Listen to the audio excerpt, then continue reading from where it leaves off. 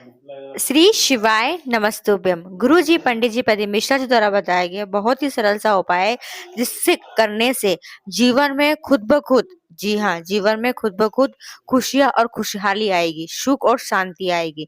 जी हाँ, गुरु जी ने कहा है सुबह उठने से पहले यानी जागने के पहले और रात को सोने से पहले केवल एक नाम स्मरण कर लेते हैं तो हमारे जीवन में खुद चलकर खुशियां आती है, सुख और शांति आती है और खुशहाली आती है। जी हाँ, चलिए वीडियो शुरुआत करते हैं। स्वागत है मोदी जी ऑफिशियल चैनल पर। अगर आप लोगों ने अभी तक चैनल को सब्सक्राइब नहीं कर रखा है तो प्लीज चैनल को सब्सक्राइब कीजिएगा और कमेंट में श्री शिवाय नमस्तुभ्यम हर हर महादेव अवश्य लिखिएगा।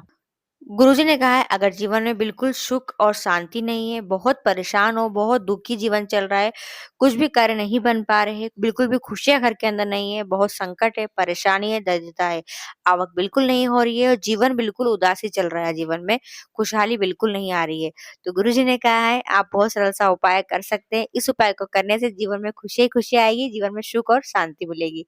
तो करना क्या है आपको? तो गुरुजी ने कहा केवल आपको एक नियम धारण करना, और ये बहुत ही सरल नियम है। जी हाँ, और जिसको आप आसानी से फॉलो भी कर सकते हो।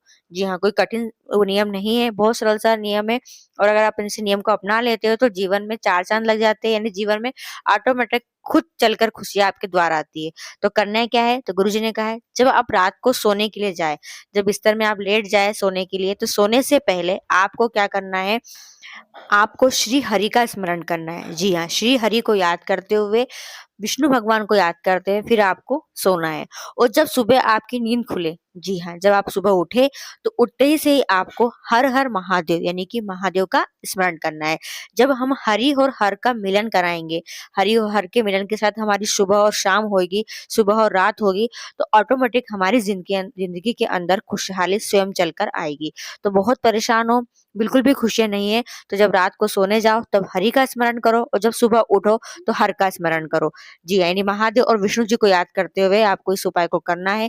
बहुत सरल सा उपाय है। जब बिस्तर में आप लेटो तो आपको शांति से 1 सेकंड के लिए विष्णु जी को याद कर लेना है और जब सुबह उठो तो उठते से ही आपको हर हर महादेव कह देना है। बस फिर देखिए आपके जीवन में चार चांद कैसे लगते हैं। तो बहुत सरल सा उपाय है, बहुत सरल सा नियम है, जिसको आप आसानी से फॉलो कर सकते हो और अपने जीवन के अंदर खुशियां ला सकते हो। दूसरा उपाय, तुम्हें लग रहा है कि मेरे घर में धन की कमी हो रही है, संपदा की कमी हो रही है, मेरे घर में वैभव की कमी हो रही है, घर में लक्ष्मी की कमी हो रही है, व्यापार नहीं चल रहा है, बच्चों की लाइन नहीं बैठ रही है, यानी बच्चों की नौकरी नहीं लग पा रही है, विवाह नहीं हो पा रहा है, तो शाम का समय प्रदोष काल में आपको रोज नियम धारण करना है। अपने दरवाजे की ओर मुख कर कर आपको बैठना है प्रदोष काल में।